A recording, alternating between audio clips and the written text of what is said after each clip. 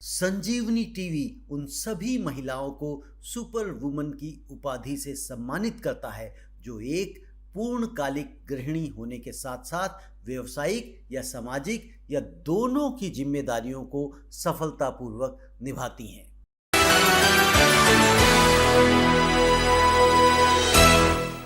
नमस्ते, मैं हूं रविंद्र गौतम और आप देख रहे हैं लीडर्स टॉक। लीडर्स टॉक में आज तक आपने जितने भी कार्यक्रम देखे उसमें एंटरप्रेन्योर, इंडस्ट्रियलिस्ट, बिजनेसमैन ये सब आए और उन्होंने अपनी लीडरशिप टिप्स दी आपको कि आप उनकी जीवनी से सीख सकें और आगे बढ़ सकें। आज इस कड़ी में, इस कार्यक्रम में हम आपके सामने किसी एंटरप्रेन्योर को, किसी बिजनेसमैन को, किसी इंडस्ट्रियलिस्ट को नहीं लेकर आ रहे हैं, बल्कि लेकर आ रहे हैं एक समाज सेविका को। क्योंकि सिर्फ और सिर्फ जो लीडरशिप क्वालिटीज़ हैं, मेरा ऐसा मानना है वो घर में भी आवश्यक होती हैं, बाहर भी आवश्यक होती हैं, किसी भी काम में आवश्यक होती हैं। और आज की तारीख में सोसाइटी में जो लोग काम करते हैं, सोसाइटी के लिए काम करते हैं, वहाँ भी लीडरशिप को मैनेज करना मैं समझता हूँ वो अपने आप में बड़ा चैलेंज है। एक तो ये चैलेंज है कि आप सोसाइटी के लिए काम करने के लिए अपने घर से बाहर निकल पाएँ, और उसके बाद जब बाहर निकल जाते हैं तो जब काम करना शुरू करते हैं तो लोग आपकी टांग खींचना भी शुरू कर देते हैं कि ये नहीं होगा, ऐसे नहीं होगा, इसको करने से क्या फ़ायदा होगा। और यदि आप उन सब के बावजूद अपनी जिद में कामयाब हो जाते हैं और आपके कार्यक्रम सफल होने लग जाते हैं तो फिर लोगों को लगता है कि ये काम तो मैं भी कर सकता था। खैर, आज हमारे साथ मौजूद हैं वर्षा गोयल जी। वर्षा गोयल आस एनजीओ की प्रेसिडेंट हैं, उसके साथ साथ वो स्वधा की फाउंडर मेंबर भी हैं, और एक और सामाजिक संस्था है महिलाओं की संचालिका, तो उसकी भी वह फाउंडर मेंबर हैं। तो आज हम उनसे जानेंगे कि जो महिलाएं हैं, फीमेल्स हैं, ख़ासतौर से आप जब भी अगर महिलाओं की बात होती है ना, वीमेन एम्पावरमेंट की बात होती है, लेकिन हम आज वीमेन एम्पावरमेंट के ऊपर बात नहीं करेंगे क्योंकि जिनसे बात करने जा रहे हैं वो खुद ही इतने एम्पावर्ड हैं। तो हम ये उनसे समझना चाहते हैं कि वह एक होम मेकर होते हुए कैसे उनके मन में जिज्ञासा जागी, कैसे उनके अंदर क्यूरियोसिटी पैदा हुई कि वह सोसाइटी के लिए भी कुछ काम करें, और घर को और सोसाइटी के कामों को वो कैसे मैनेज करती, इन्हीं सब विषय पे हम बात करेंगे। वर्षा जी, आपका बहुत बहुत स्वागत है। वर्षा जी, सबसे पहले तो ये बताइए, जब हम बात करते हैं, महिलाओं की बात आती, हालांकि महिलाएं, हम बातें बड़ी बड़ी करते हैं ना, आधी आबादी, देवी, ठीक है ना, किसी भी देवी के बिना किसी पुरुष का भी जन्म नहीं हो सकता, वो भी बेकार है, ठीक है, मतलब, लेकिन उस सब के बावजूद भी कहीं ना कहीं जो महिलाएं हैं वो हाशिए पर है। उनको मैं ये कभी भी नहीं कहता हूँ कि उनको एम्पावरमेंट की आवश्यकता है, उनको एम्पावर करने की आवश्यकता है, क्योंकि वो, मेरा अपना व्यक्तिगत राय है कि वो खुद एम्पावर्ड हैं। उनको सिर्फ और सिर्फ एक अपॉर्चुनिटी देने की आवश्यकता है, उससे ज़्यादा उनको कुछ नहीं। उनको छूट देने की आवश्यकता है कि हाँ, आप जो काम करना चाहते हैं आप कर सकती हैं, ना कि उनकी टांग खींचें। तो जब आप होम मेकर थी, उसके बाद जब आपने आस की शुरुआत की, आरंभ किया, तो क्या आस का जो जन्म हुआ एकदम से हो गया, या उससे पहले आपने सोसाइटी के प्रति जो आपका प्रेम जागा कि नहीं, मुझे कुछ समाज के लिए भी करना है, वो कैसे जागा, हम जानना चाहते हैं। रविंद्र जी, जैसा कि आपने कहा कि ये समाज के लिए आपका प्रेम कैसे जागा या आपने कब सोचा, तो इसके लिए मैं आपको बताना चाहूँगी कि मेरा जो परिवार का माहौल था, जो मेरा मायका था, तो उसमें मेरे माता पिता दोनों में ये चीज़ थी, और ये चीज़ हमें विरासत में मिली थी मेरे पिता की तरफ से स्पेशली, क्योंकि मेरे पिता वो व्यक्ति थे कि जब वो अपने ऑफिस जाते थे तो रास्ते में ना जाने कितने लोगों की सहायता करते हुए चले जाते थे। तो ये हमें विरासत में मिला कि उन्होंने एक दो लाइन मैं बताना चाहूँगी जो उन्होंने हमेशा हमें बचपन से सिखाई कि अपना पेट तो जानवर भी भरता है। अपना पेट तो जानवर भी भरता है, बिल्कुल ठीक है। आप अगर इंसान हैं तो आप दूसरों के लिए भी कुछ करें। तो ये जो बचपन से हमें ये जो बात डाली गई, जो हमारे पिता ने हमारे अंदर डाली, उस चीज़ ने मुझे प्रेरित किया कि मैं सोसाइटी के लिए भी कुछ कर पाऊँ। और आपने कहा कि महिलाओं को आगे लाने के लिए या उनके अंदर जो टैलेंट है तो उनको पुश करना चाहिए, तो मुझे लगता है कि इसकी जिम्मेदार शायद कहीं ना कहीं महिलाएं स्वयं हैं। इसका, मैं कहते हैं ना, चैरिटी बिगिंस एट होम, तो मैं अपना ही उदाहरण देना चाहूँगी कि पिता के यहाँ हमारे बहुत खुला माहौल था, हम दिल्ली यूनिवर्सिटी मैंने रिप्रेजेंट किया, वॉलीबॉल में दिल्ली स्टेट रिप्रेजेंट किया, बहुत स्पोर्ट्स एक्टिविटीज़ में थी। लेकिन और खूब हमारे यहाँ राजनीतिक माहौल, डिस्कशंस चलते थे, मैच देखे जाते थे। लेकिन जब मेरी शादी होकर आई तो मैं एक बहुत कहूँगी कि उस समय अब तो बहुत परिवर्तन हो गया, उस समय बड़ी रूढ़िवादी परिवार था वो, कंजर्वेटिव फैमिली थी। बहुत कंजर्वेटिव फैमिली थी, बहुत बड़ा परिवार था। पिता के घर में सबसे छोटी थी और यहाँ मैं सबसे बड़ी बहू बनकर आई, तो एक बड़ी बहू का जो टैग होता है ना, जिम्मेदारी बड़ी हो गई। हाँ, उसको शायद बड़ी बहू का टैग संभालना बड़ा मुश्किल था। वो होता है कि जैसे हमारा पहला जब बच्चा होता है तो हम उसको बहुत आदर्शवादी बनाने की कोशिश करते हैं, तो सेम चीज़ शायद मेरे साथ हुई कि मैं पहली बहू थी, तो ये हुआ कि भाई ये अगर आदर्शवादी रहेंगी तो बाकी बहुएं भी हमारी बहुत आदर्शवादी ही बनेंगी। तो वो आदर्शवादिता का जो टैग ढोना, वो मैंने बहुत हमेशा मतलब एक मेरे उस पर लगा रहा। तो बहुत डिफरेंट माहौल था कि यहाँ पे कोई राजनीति के ऊपर डिस्कशन नहीं था, यहाँ कोई स्पोर्ट्स के ऊपर डिस्कशन नहीं था। यहाँ आप घर की बहू हैं तो आपका काम है कि समय पे खाना बनाना, सफाई करना, कपड़े धोना, और आप बस एक अच्छी गृहिणी बन के रहिए। लेकिन यहाँ पर जो आपका क्वेश्चन था उसी पे मैं दोबारा आ रही हूँ कि लेकिन यहाँ पर ये था कि मैंने अपने सपनों को कभी नहीं मरने दिया। मैंने उन सपनों को तब भी जीवंत रखा कि नहीं, अभी मुझे अच्छी गृहिणी, अच्छी बहू, अच्छी पत्नी सब कुछ हूँ मैं, लेकिन साथ साथ कभी समय मिलेगा तो मैं सोसाइटी के लिए ज़रूर करूँगी। अच्छा, ये आपने शुरुआत से ही अपने अंदर जज्बा कायम रखा कि जब भी मौका मिलेगा तो मैं ये काम ज़रूर करूँगी। तो फिर वो मौका मिला कब? मौका मिलता नहीं है, मौका बनाना पड़ता है, मौका ढूंढना पड़ता है। और अगर आपने सपने देखे हैं तो आप अपने सपनों को पूरा करने के लिए आपको ही मेहनत करनी पड़ती है। आप दूसरे की आंख से सपने नहीं देख सकते, आप अपने सपने अपनी ही आंखों से देखेंगे। तो वो मौका मुझे मैं ये कहूँगी कि मिला शायद जब मेरे बच्चे 6-7 साल के थे, तब वो मौका मिला या मैंने ढूंढा, इसको आप कह सकते हो कि जब मैं बच्चों के स्कूल जाती थी तो मेरे को शायद शुरू से था कि मेरे बच्चे बहुत अच्छे से शिक्षित होने चाहिए, मेरा एक फ़र्ज़ है मैं उनको अच्छी शिक्षा दूँ। तो मैं बहुत मेहनत करती थी उनके साथ, उन्हें पढ़ाना, कभी मैंने ट्यूशन्स नहीं लगाई, खुद ही बच्चों को पढ़ाना, घर में भी एक बहुत अच्छा वातावरण रखना। तो मैंने ये फ़ील किया कि जब मैं स्कूल जाती थी बच्चों के, तो बहुत दिल्ली के प्रतिष्ठित स्कूल में मेरे बच्चे पढ़ते थे, तो वहाँ पे काफ़ी वर्किंग जो थी, कोई ऑफिसर्स, कोई CEO सब आते थे। तो कहीं ना कहीं होता था जब हम महिलाएं भी बैठी होती थी या टीचर से भी बात होती थी, आप क्या करती हैं? तो जब मैं कहती थी कि मैं हाउसवाइफ हूँ, तो सबको ये लगता था कि भाई हाउसवाइफ हैं तो कुछ भी नहीं करती होंगी। तो ये जो बात थी कि ये हाउसवाइफ हो, कुछ नहीं करती हैं, ये मेरे लिए एक अपॉर्चुनिटी बन गया कि नहीं, एक हाउसवाइफ है जो बहुत कुछ करती है। और इसीलिए मैंने उस चीज़ की वहाँ से शुरुआत करी। और उस दिन मैंने सोचा कि एक समय ऐसा आएगा जब मैं ये दिखाऊंगी कि एक हाउसवाइफ इस देश की, इस समाज की नींव है। हाउसवाइफ इस देश की, इस समाज की नींव है। देखिए, बिल्कुल आप सही बात कहते हैं कि हाउसवाइफ, होम मेकर के बिना अगर घर, मतलब आजकल की अगर महिलाओं की हम बात करें, वो घर भी संभाल रही हैं और साथ के साथ अगर वो बिज़नेस में हैं या जॉब में हैं तो वो भी संभालती हैं। मुझे कई बार ये लगता है कि नहीं, सच्चाई, मैंने जैसे पहले ही कहा कि उनको एम्पावर करने की आवश्यकता नहीं, उनको सिर्फ लिबर्टी देने की आवश्यकता है कि वो काम कर सकें, ठीक है, उनको अपॉर्चुनिटी देने की आवश्यकता है। तो पुरुषों से ज़्यादा वो काम करती हैं। लेकिन जब आपने कहा कि उस समय जब आपके जो कहते हैं ना बच्चों के और पेरेंट्स थे वो आपसे पूछते थे, तब आपके दिमाग में क्या आया? तभी आया कि हाँ नहीं, मुझे कुछ इस तरह का काम शुरू करना चाहिए समाज के लिए, या अपने लिए बड़ी बहू के अलावा भी मैं कोई दूसरा टैग अपने लिए बनाऊं? बिल्कुल, मैंने कहा ना, मेरी परवरिश ऐसे हुई थी कि भाई हमें जहाँ पे सिखाया गया था कि लड़कियों की अपनी पहचान भी होनी चाहिए। मेरी अपनी बहनें बहुत अच्छी जॉब करती थी, मेरी अपनी भाभी जॉब करती थी, तो मेरे पिता ने हमारी परवरिश वैसे ही की। लेकिन उन्होंने ये भी सिखाया हमारे को कि आपकी एजुकेशन ऐसी होनी चाहिए, कल को अगर आपको बाहर की जिम्मेदारी संभालनी पड़े तो आप बहुत बखूबी संभाल सकती हैं।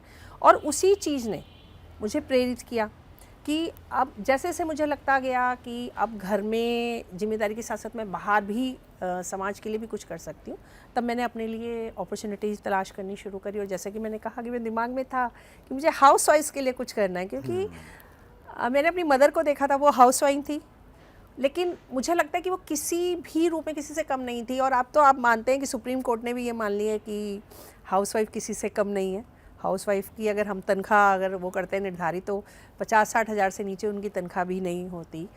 तो और मेरे को ये कहते हुए वीरेंद्र जी बीच में बता रही हूँ, आपको बहुत खुशी है कि आस पहली संस्था थी भारतवर्ष में जिसने हाउस वाइफ्स के लिए आवाज़ अवार्ड्स उठाई। भी शुरू किए। मैं उस पर बाद में आता हूँ, बिल्कुल। पहले मैं और चीज़ें पूछता हूँ क्योंकि वो भी बड़ा इम्पॉर्टेंट है।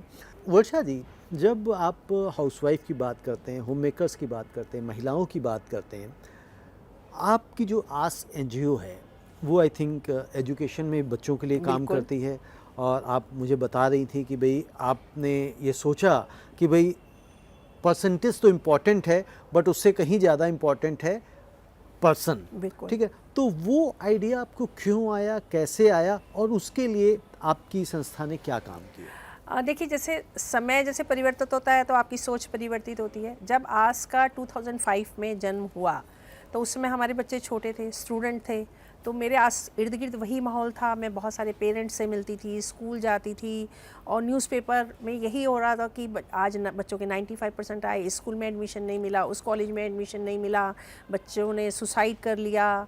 और अभी भी जैसे आप अभी पढ़ भी रहे चल रहा है हैं जी। कि कोटा में वो समस्या अभी भी बरकरार है, और पेरेंट्स का प्रेशर बढ़ रहा है। स्पेशली मिडिल क्लास के हर व्यक्ति का एक सपना होता है कि वो जो नहीं कर पाया उसका बच्चा करे, और कहीं ना कहीं आज भी हमारी शिक्षा प्रणाली में नंबरों को बहुत ज़्यादा महत्व दिया जाता है।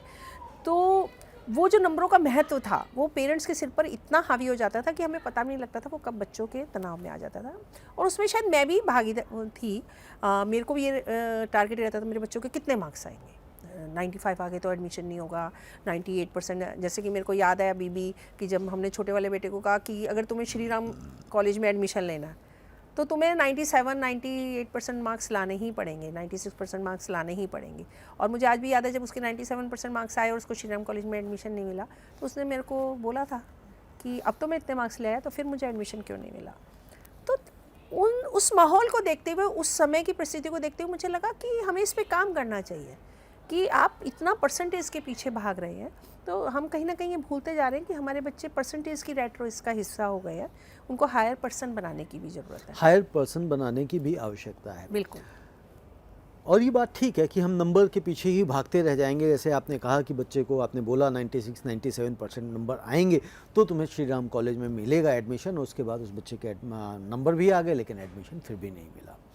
तो लगता है कि भाई किसी ने 98 की भी तैयारी कर ली होगी, किसी ने 99 की भी बिल्कुल। तैयारी कर ली होगी, तो हम पीछे रह गए। यानी कि जो आपने बात कही रैट रेस, आपकी जो आस है वो हेल्थ के ऊपर भी बहुत काम करती है। जैसे आप, मुझे याद है दिल की कार्यशाला, इस तरह से आपने कार्यक्रम किया, उसमें शायद लाखों लोगों को आपने अवेयर किया।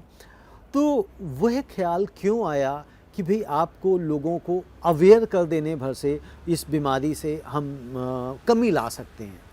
देखिए रंजन जी, जैसे मैंने आपको बोला कि आस ने जब भी काम किए तो हमने परिस्थितियों को देखते हुए काम किया। जैसे जब उस टाइम हमारे बच्चे छोटे थे, स्टूडेंट्स का माहौल चल रहा था तो हमने उस पर काम किया। लेकिन ऐसे ही मुझे याद है कि हम लोग ऐसे ही बैठे हुए थे तो किसी ने बोला कि मुझे दिल में मतलब हार्ट में पेन हुआ, तो मैं डॉक्टर को दिखाने गया। तो यार लेकिन मेरे को ना डर लग रहा है कि वो छूटते ही कह देगा कि आपको ऑपरेशन करना पड़ेगा, आपका स्टंट डलेगा, एंजियो होगी। तो मैं डर के मारे जा नहीं रहा।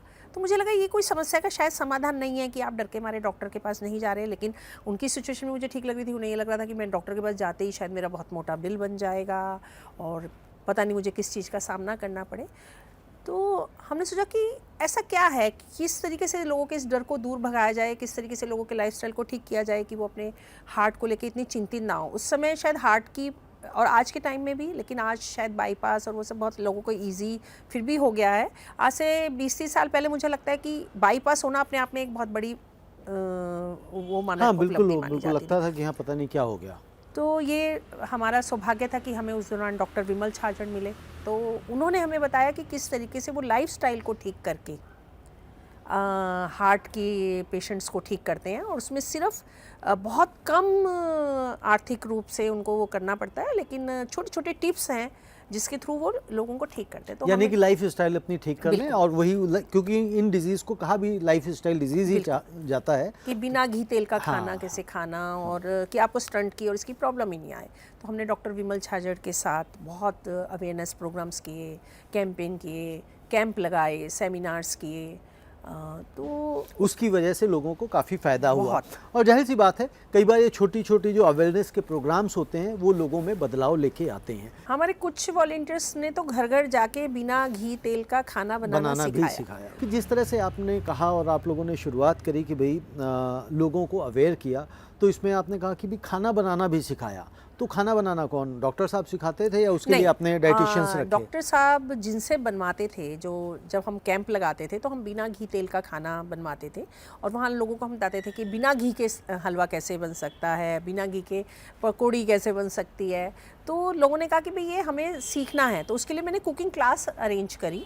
डॉक्टर साहब ने अपने कुक को भेजा हमारे पास, तो हमने कुकिंग क्लास अरेंज करी, हमने लोगों को घर घर जाके खाना सिखाया। अच्छा, घर घर जाकर आपने सिखाया? बिल्कुल, हमारे कुछ वॉलंटियर्स ने तो लोगों को नॉन स्टिक बर्तन तक अपनी तरफ से गिफ्ट किए कि भाई तुम इनमें बनाओ। जैसे मैंने शुरुआत में बात कही थी अपने उद्बोधन में कि भाई जब आप आगे बढ़ जाते हैं और जब आपके कार्यक्रम सफल होने लग जाते हैं तो लोग क्रिटिसाइज़ करने भी आ जाते हैं।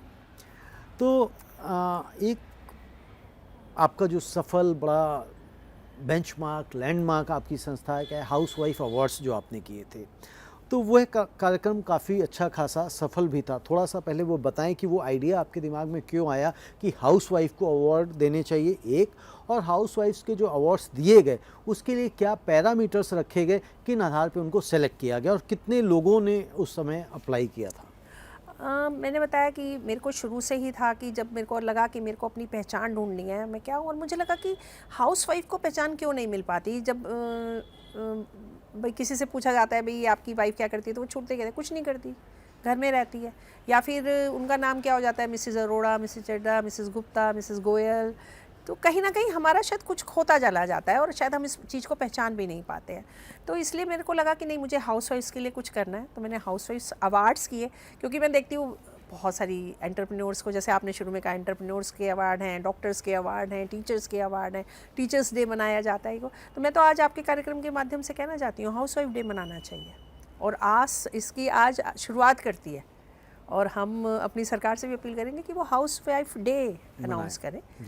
तो मैंने सोचा कि क्यों नहीं हम हाउसवाइफ्स के लिए ऐसा करते हैं। और जैसे ही मेरे मन में ये आया तो नेचुरल है कि आपने जैसे कहा कि साथ में टांग खींचने वाले भी बहुत हैं, अरे कैसी बातें करते हो, कौन पूछता है, क्या कौन लगाएगा पैसा, कौन देगा पैसा, कैसी।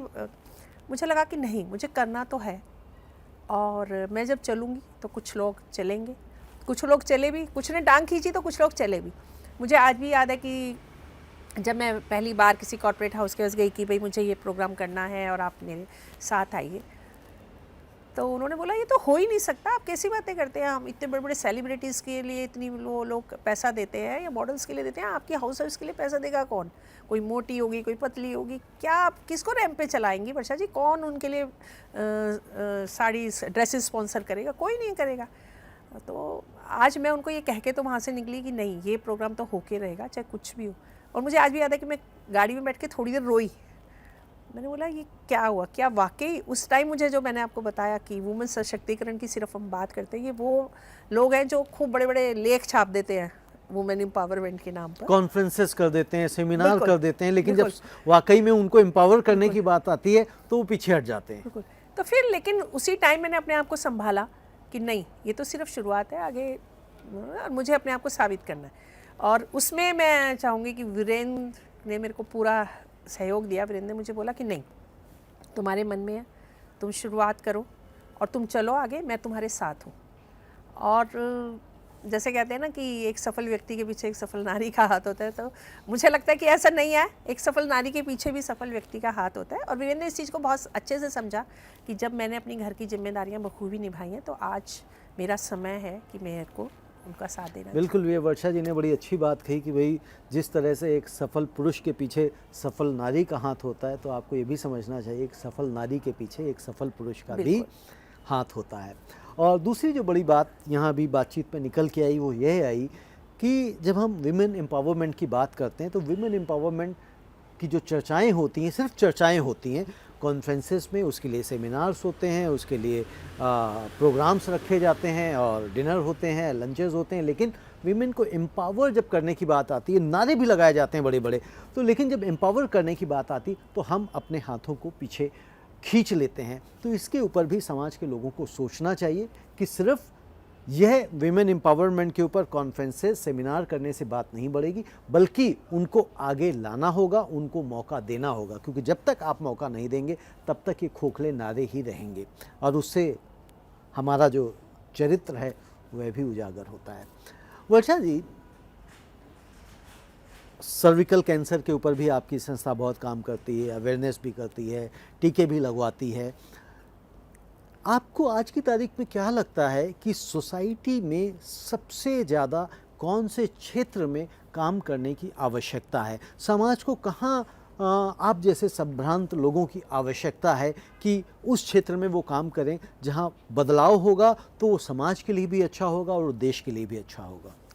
देखिए, अगर यूँ तो मैं कहूँ तो हर क्षेत्र में बदलाव की ज़रूरत है, हर क्षेत्र में क्रांति की ज़रूरत है, हर क्षेत्र में काम करने की ज़रूरत है, क्योंकि ये देश बहुत बड़ा है और सबसे ज़्यादा जनसंख्या वाला देश है। जितनी ज़्यादा जनसंख्या है उतनी ज़्यादा प्रॉब्लम्स भी हैं, अचीवमेंट्स हैं तो प्रॉब्लम्स भी हैं। तो मैंने ये गौर किया कि मैं पर्टिकुलर ये नहीं कहना चाहूँगी कि मैं चाहती हूँ कि इसी क्षेत्र में हो, लेकिन फिर भी मूल जो अगर जड़ है तो वो शिक्षा और स्वास्थ्य है।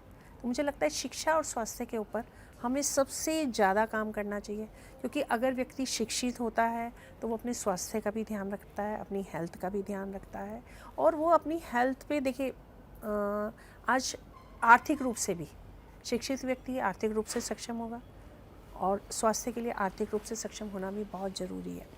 तो मैं तो ये कहूँगी कि हर व्यक्ति को शिक्षा और स्वास्थ्य इन दोनों क्षेत्रों के लिए तो ज़रूर काम करना चाहिए। अगर आप शिक्षित हैं, आप हेल्दी हैं, तो आपको आगे बढ़ने से कोई नहीं रोक सकता। बिल्कुल, जिस तरह से आपने शुरुआत में कहा था कि आपके पिताजी जो कहते थे कि भाई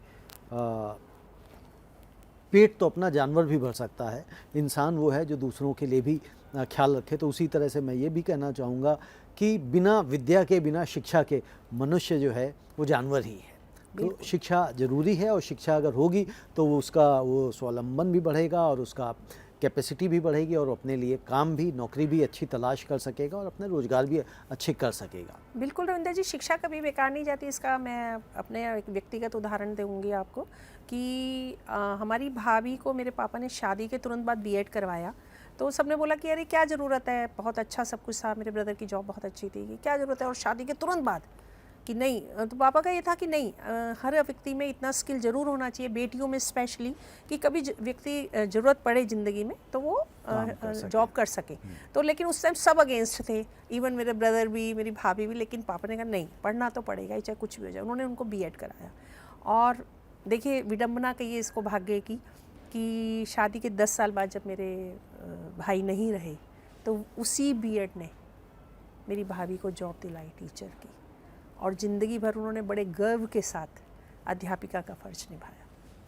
तो शिक्षा मुझे लगता है कि कभी व्यर्थ नहीं। तो यानी कि आपका कहना है कि अगर समाज में काम करना है तो सबसे ज़्यादा जो मेन फोकस है वो शिक्षा यानी कि एजुकेशन और हेल्थ के ऊपर रखना चाहिए। अगर उस क्षेत्र में तरक्की हो गई तो हमारा देश और समाज बेहतर बनता जाएगा, बढ़ता जाएगा। हम बात कर रहे थे कि जो आपने कहा कि भाई चैलेंजेस आते हैं, लोगों ने अलग अलग तरह की बात करी, तो जब आपका हाउसवाइफ अवार्ड सुपर सक्सेसफुल रहा तो फिर उसके बाद जो लोगों की धारणाएं थीं, उसमें से कुछ लोग तो शायद ऐसे भी रहे होंगे कि जिन्होंने कहा होगा कि नहीं, अब ये काम तो मैं खुद कर सकता हूँ या कर सकती हूँ। बिल्कुल बिल्कुल। तो उन्होंने क्या इस तरह के अवार्ड्स शुरू किए ऐसे? बिल्कुल, और मुझे कॉपी पेस्ट बिल्कुल एकदम, और बहुत बड़े ग्रुप्स ने ये काम को शुरू किया और उन्होंने कहा कि भी नहीं, हम क्यों नहीं कर सकते, क्योंकि उन्हें लगा कि हम अगर आज के साथ मिलकर करें तो हम अपना अलग भी कर सकते हैं। और उनके अंदर इतनी पावर थी कि उन्होंने किया, लेकिन वो कितना कंटिन्यू कर पाए ये मैं नहीं कह पाऊँगी, लेकिन उन्होंने इस काम की शुरुआत करी और बहुत लोगों को लगा कि भाई ये तो हमारे ही बलबूते था। लेकिन ये तो वर्षा जी, इसमें वो जो बलबूते वाली बात है, मतलब सिर्फ पैसा ही नहीं रोल प्ले करता है। पैसा तो देखिए बहुतों के पास है, ठीक है ना, लेकिन जो पैशन होता है, जो जज्बा होता है आपका काम करने का, वो आपके पास है या नहीं? बिल्कुल। तो इस वजह से रह जाते हैं।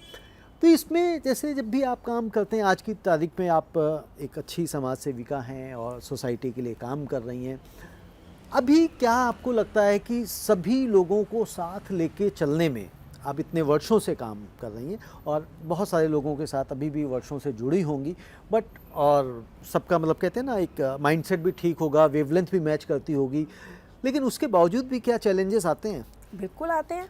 और मुझे लगता है वो कि किस तरह के आते हैं? देखिए, आपने जो चैलेंज की बात कही, मुझे लगता है कि जब अगर आप जीवित हैं तो चुनौतियाँ हैं, अगर आप हैं ही नहीं तो फिर चुनौती किस बात की। कहते हैं ना कि दिल की धड़कन भी जब ऐसे ऐसे चलती है तो वो आपको जीवित होने का बताती है, जिस दिन वो सीधी चली जाती है तो आप मृत हैं। तो इसलिए चैलेंजेस तो आते ही हैं और आने भी चाहिए, क्योंकि मुझे ऐसा लगता है चैलेंजेस आपको बहुत कुछ सिखाते हैं, आपको अनुभव कराते हैं कि आपने क्या गलत किया, क्या सही किया। कई बार मैं जब असफल होती हूँ तो मैं विचलित हो जाती हूँ, तो ऐसे में मैंने देखा कि वीरेंद्र मेरे साथ को समझाते हैं कि नहीं, आप और कुछ सीखोगे, आप बहुत कुछ सीखते हो, आप बहुत कुछ निखरते हो।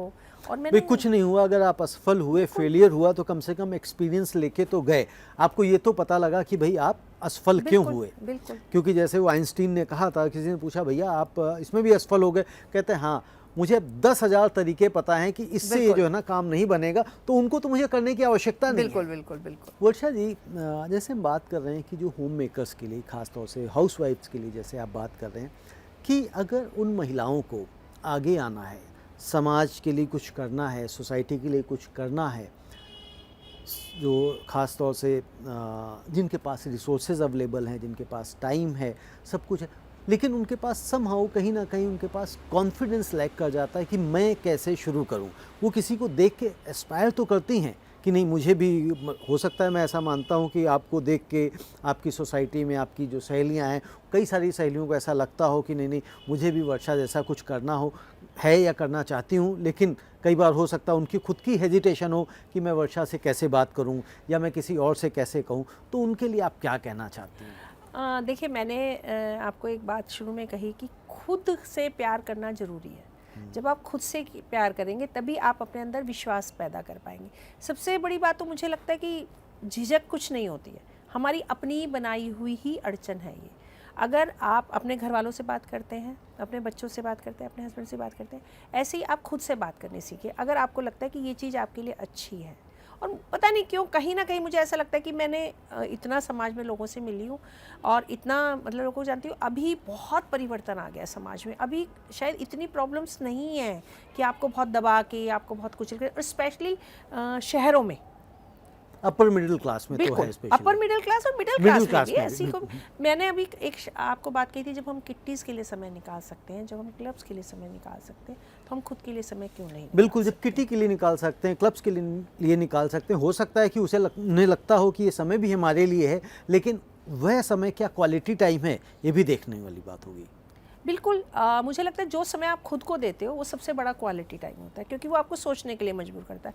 और ज़रूरी नहीं है कि हर काम हम समाज में नाम करने के लिए करें या लोगों में को दिखाने के लिए करें। कुछ काम आपको खुद की खुशी के लिए करने पड़ते हैं। जो आप खुद खुश होते हैं तब आप लोगों को खुश कर पाते हैं। जैसे मैं आपको एक छोटी सी बात बताती हूँ, मैंने एक बुक लिखी थी, खुद से दो बातें। खुद से दो बातें। बिल्कुल। तो मुझे किसी ने पूछा कि आपने ये किताब किसके लिए लिखी, तो मैंने बोला मैंने अपने लिए। बोले क्या मतलब? मैंने कहा मुझे अच्छा लगा, मैंने अपने लिए लिखी, और अगर और लोग इससे इंस्पायर हो तो बहुत अच्छी बात है, लेकिन ये मैंने खुद की खुशी के लिए लिखी है। और उसका जो टाइटल है वो मैं हर एक हाउसवाइफ को समर्पित करना चाहूँगी कि ज़िंदगी बेशक ज़माने को अता कर दीजिए, ज़िंदगी बेशक ज़माने को अता कर दीजिए, पर 2 घड़ी खुद के लिए भी वक्त होना चाहिए। 2 घड़ी खुद के लिए भी वक्त होना चाहिए। बिल्कुल ठीक बात है कि अगर हम सिर्फ जमाने के लिए ही जीते जाएंगे तो हम अपने लिए कब जिएंगे, अपने लिए भी जीना आवश्यक है। और इसमें आजकल तो रविंदर जी ऑनलाइन का साधन इतना बढ़िया हो गया, आप 24 घंटे मोबाइल्स हर एक महिला के हाथ में होते हैं। आप खाना खाए ना खाए पर मोबाइल तो हर एक महिला के हाथ में होता है। उस पर व्हाट्सएप, इंस्टा, सोशल मीडिया, आजकल तो ये चीज़ें इतनी पावरफुल हो गई हैं कि हम ऑनलाइन क्लासेस ले सकते हैं, घर बैठे क्लासेस ले सकते हैं, घर बैठे अपना ज्ञान बढ़ा सकते हैं, घर बैठे बहुत कुछ कर सकते हैं। मैं देखती हूँ छोटी छोटी अवेयरनेस की रील्स आजकल इतनी चली हुई हैं। तो आप अगर चाहें, सबसे बड़ी बात है चाहें, अगर आप चाहें तो कुछ भी कर सकते हैं, अगर जब चाहेंगे आपको नहीं तो क्या चाहे नहीं करेंगे। तो वर्षा जी फिर तो जैसे खुदा भी आपके लिए कुछ फिर नहीं कर कोई सकता। कुछ नहीं कर सकता। वर्षा जी जैसे आपने कहा ना कि हम बात कर रहे थे कि भाई अगर कोई सोसाइटी के लिए काम करना चाहता हो, कोई आपसे एस्पायर होके, इंस्पायर होके जो है ना समाज सेविका बनना चाहता हो, लेकिन जो लोअर मिडिल क्लास की फैमिलीज़ हैं, ठीक है ना, वो शायद हो सकता है उनको लगे कि नहीं मुझे तो अगर मैं कुछ करूं तो ऐसा कर लूं जिससे मैं घर के लिए 2 पैसे और ऐड ऑन कर लूं, कंट्रीब्यूट कर लूं। तो मैं समझता हूं कि वह भी तो काम कर सकती हैं, घर बैठे भी काम कर सकती हैं। जैसे आपने कहा कि आज तो स्मार्टफोन की डिजिटल दुनिया हो गई, तो वो भी तो काम कर सकती। और जिन्होंने अब शिक्षा ली है तो उन्हें तो मुझे ऐसा लगता है कि उनको अपनी स्किल पहचानने की ज़रूरत है कि उनको क्या अच्छा करना आता है, उनकी किस में पकड़ है, किस में कमांड है। जैसे आप पहले कह रही थी किसी को ड्राइंग बनाना आता है, किसी को बहुत अच्छी कुक हैं, किसी को निटिंग आती है। तो जो काम उनको आता है अगर वही काम वो डिजिटल मीडियम के माध्यम से भी सिखाना शुरू कर सकती तो हो सकता है आने वाले दिनों में पहचान ही बन जाए और साथ के साथ 2 पैसे भी आते रहें। बिल्कुल, मैं आपकी इस बात से बिल्कुल सहमत हूँ। मैंने आपको कई लोगों का एग्जांपल दिया, हमारी अपनी हाउसवाइफ्स जो खुद योगा करती थी पर उन्हें लगता था वो बहुत अच्छा योगा करती हैं, उन्होंने धीरे धीरे योगा सिखाना शुरू किया। मैं आज देखती हूँ उनकी यूट्यूब पे इतनी क्लिप्स होती हैं। किसी को चैरिटी का शौक़ था, वो इतनी गरीब लड़कियों की शादी करवा रही हैं। तो मैंने ये देखा कि अगर आप अपने आप को पहचानते हो, आप धीरे करते हो, तो आपको पैसा भी भरपूर मिलता है।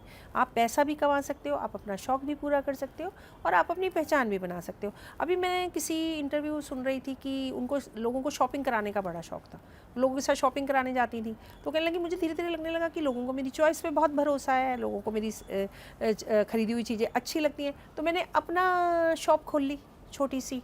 तो उन्होंने 10,000 के माल से काम शुरू किया। आज उनकी इतनी बड़ी बड़ी 2 शॉप्स हैं। तो सबसे बड़ी बात यही है इस चीज़ में कि आप अपने आप को पहचानें कि आपको क्या अच्छा लगता है। बिल्कुल, आपको अपने आप को पहचानना चाहिए कि आपको क्या अच्छा लगता है और आपकी पकड़ किस में है, आपकी स्किल क्या है। और वो अगर आप दूसरे को देंगे तो उसके बदले में जैसा आपने कहा कि आप अच्छा पैसा भी कमा सकते हैं अगर आप पैसा कमाना चाहते हैं। मैं एक लास्ट क्वेश्चन आपसे करना चाहता हूँ वर्षा जी, कि जो हमारी महिलाएं, देखिए ये तो बात हो गई मेट्रो शहरों की, ठीक है ना, दिल्ली में है, मुंबई में है, बेंगलोर में है, यहाँ की लाइफ बड़ी डिफरेंट है। लेकिन वहाँ की लाइफ, उन महिलाओं के लिए आप क्या कहना चाहते हैं? मुझे नहीं पता कि ये इंटरव्यू उन तक पहुँचेगा नहीं पहुँचेगा, वो देखेंगे या नहीं देखेंगे, लेकिन मैं चाहता हूँ जो इंटरव्यू देख रहे हों और जो वहाँ तक ये पहुँचा सकते हों, जो इस मुहिम को आगे ले जा सकते हों गाँव की रूरल महिलाओं तक, तो उन महिलाओं के लिए क्या होना चाहिए? क्योंकि उनकी तो दुनिया उसके बाहर है ही नहीं। मुझे नहीं लगता कि शायद वो साल में भी 2 बार या 4 बार भी वो घर से बाहर निकल पाती होंगी। उनको आप क्या संदेश देना चाहेंगे? और आप जैसी जो समाज सेविकाएं हैं या जो समाज सेवक हैं, वो अगर बदलाव लाना चाहें इसमें, तो वो कैसे काम कर सकते हैं? देखिए, अभी जैसे मैंने कहा कि आजकल हमारा सोशल मीडिया इतना पावरफुल हो गया है। हमारी सरकार कहती है कि भाई घर घर में वो डिजिटल इसीलिए बेचारी कि हर व्यक्ति को पता लगे कि वो क्या कर सकता है, कहाँ तक पहुँच सकता है।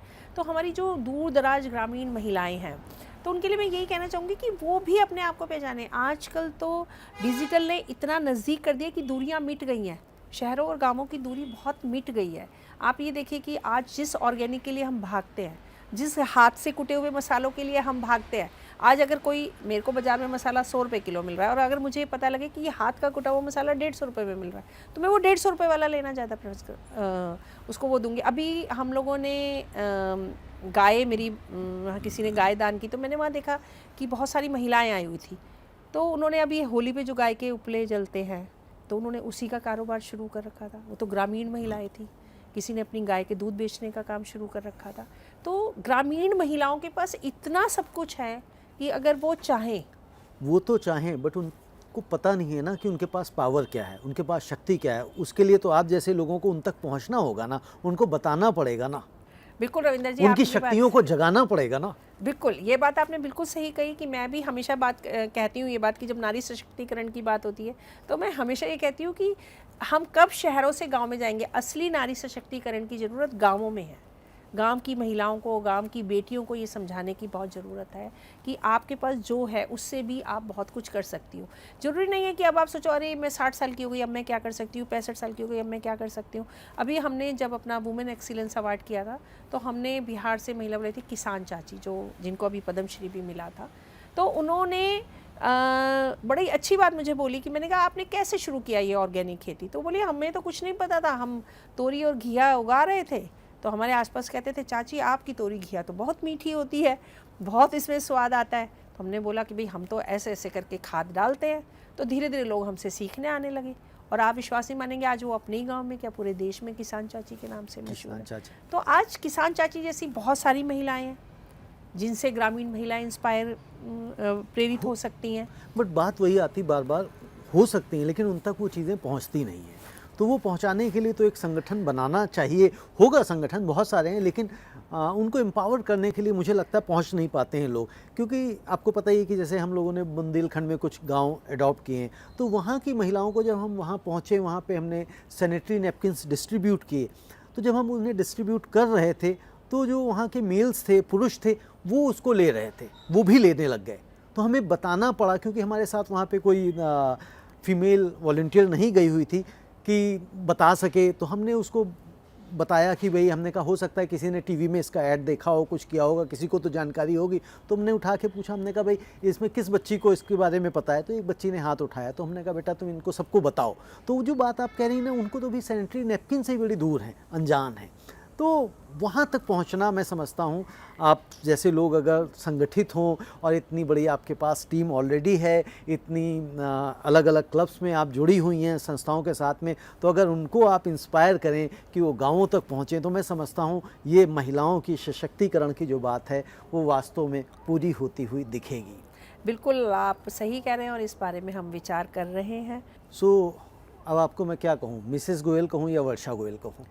नहीं, क्योंकि आपने कहा ना कि मैं तो मिसेस गोयल में ही खोती चली जा रही थी, लेकिन अब शायद जो है ना आपकी पहचान वर्षा गोयल के नाम से भी होने लग गई है। बिल्कुल, मेरे को दोनों ही पहचान में खुशी है। वर्षा गोयल अपना अलग स्थान रखती है, मिसेस गोयल अपना अलग स्थान रखती है। और आपको एक मैं बहुत बढ़िया बात बताना चाहूँगी कि मेरे से अक्सर लोग पूछते हैं कि भाई क्या परिवर्तन आया। तो मैं आपको बताती हूँ कि परिवर्तन ये आया कि पहले वीरेंद्र कहते थे कि ये मेरी वाइफ मिसेस गोयल, और अब अक्सर वो अपना परिचय कई बार देते हैं कि मैं वर्षापति वीरेंद्र। वाह क्या बात है, वर्षापति वीरेंद्र। तो ये परिवर्तन आया और ये तो बड़ा परिवर्तन है। बिल्कुल बड़ा परिवर्तन है। वर्षा जी, चलते चलते एक लास्ट क्वेश्चन आपसे मैं पूछना चाहता हूँ, संदेश लेना चाहता हूँ, रादर कहूँ क्वेश्चन तो नहीं, कि जो आने वाली, आपने जो हाउस वाइफ हैं, हाउस मेकर्स हैं, उनको तो आपने एड्रेस किया ही किया, लेकिन जो वो बच्चियाँ या जो वो युवतियाँ जो आने वाले समय में साल भर बाद, 2 साल बाद, 6 महीने बाद, 2 महीने बाद जो इस डिजिग्नेशन में प्रवेश करने वाली हैं या उस डिजिग्नेशन को पाने वाली हैं, यानी कि हाउसवाइफ बनने वाली हैं, हाउस मेकर बनने वाली हैं, उनको आप क्या संदेश देना चाहेंगे? देखिए, पहले तो मैं उन्हें बधाई दूंगी कि वो हाउसवाइफ बन रही हैं, होम मेकर बन रही हैं। तो उससे हाउसवाइफ और होम मेकर बनने का मतलब ये नहीं है कि आपकी ज़िंदगी ख़त्म हो गई। मैं कई बार हाउस वाइफ से पूछती हूँ और कैसे चल रहा था, उनको मैं कहती हूँ, जैसे आपने कहा कि आप उनको कैसे प्रेरित कर सकते हैं। तो जब मैं हाउस वाइफ को प्रेरित करती हूँ, मोटिवेट करती हूँ कि नहीं आप ये काम शुरू कर सकते हैं, आप ये एक्टिंग कर सकते हैं, आप ये पेंटिंग कर सकते हैं, तो वो कहती है अरे वर्षा जी कट गई। तो मेरे को हैरानी होती, कहाँ से कटी भाई, कहाँ से खून निकलना बाकी है। तो कटना कुछ नहीं होता, ज़िंदगी को हंसी खुशी बिताना है आपको। तो इसलिए मैं आने वाली हाउस वाइफ को यही संदेश देना चाहती हूँ कि वो हाउस वाइफ की ज़िंदगी को हंसी खुशी जिए, लेकिन साथ में अपने विश्वास को, अपने स्किल को भी बरकरार रखें और अपनी आँखों के सपनों को जीवंत रखें, और जब मौका मिले उन सपनों को पूरा करें। अपनी आंखें बंद कर लेने से, वो कहते हैं ना कबूतर की आंख बंद कर लेने से बिल्ली चली नहीं जाती। तो आपकी आंखें बंद कर लेने से आप अच्छे हाउसवाइफ नहीं बनोगे, बल्कि मुझे ऐसा लगता है कि जब अगर आप अपने सपने ज़िंदा रखते हो, अपने सपनों को जीते हो, तो आप अपने बच्चों की परवरिश भी बहुत बेहतरीन करते हो, क्योंकि जो कॉन्फिडेंस आपके अंदर है वही कॉन्फिडेंस आप उनके अंदर, यानी कि जो लीडरशिप है ना वो आपके अंदर जन्म लेने लग जाती है, और वो लीडरशिप सिर्फ पिता से ही नहीं, माँ से भी बच्चे में प्रवेश करती है। बिल्कुल करती है, क्योंकि हमने अपनी मदर को हमेशा देखा कि उन्होंने कभी ज़िंदगी में हिम्मत नहीं हारी।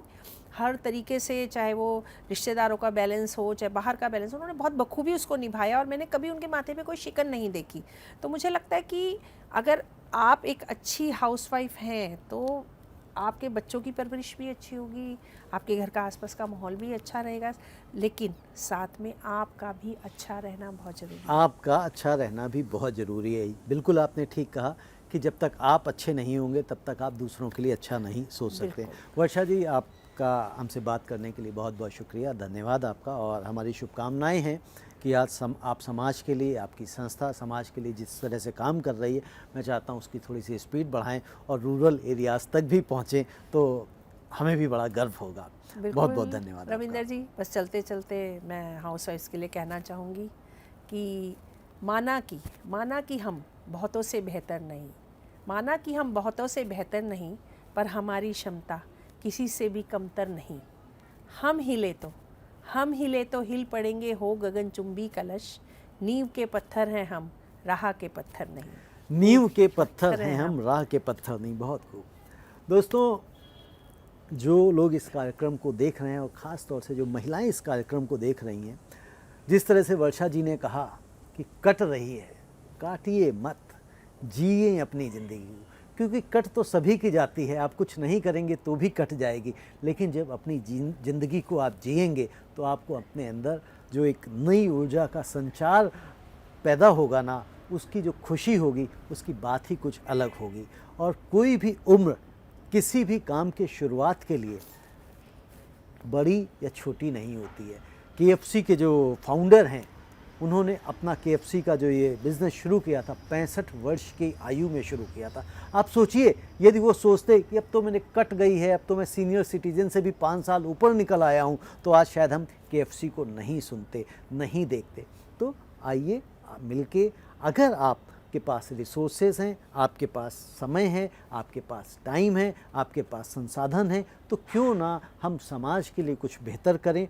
और जब आप समाज के लिए बेहतर करेंगे तो जाहिर सी बात है, जिस तरह से वर्षा जी ने कहा कि जब हम ठीक होंगे, हम अच्छे होंगे, तो हमारा घर अच्छा होगा, हमारा समाज अच्छा होगा, हमारा शहर अच्छा होगा और हमारा देश भी बेहतर बनेगा।